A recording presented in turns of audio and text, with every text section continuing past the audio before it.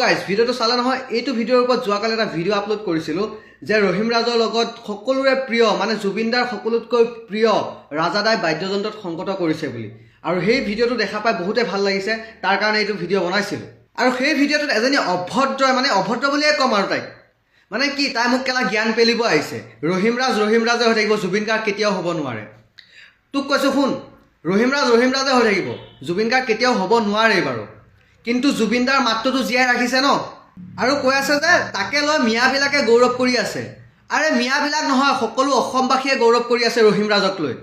তোৰ যদি ইমানখিনি অকাত আছে তও গাই দেখা তোক লৈ সকলোৱে মানে গৌৰৱ কৰিব তই গাইজ কমেণ্টটো এটা লগাই দিছোঁ যদি কথাটো হয় নে নহয় সকলোৱে কমেণ্ট কৰা ভিডিঅ' যিমান পাৰা শ্বেয়াৰ কৰি দিয়া ধন্যবাদ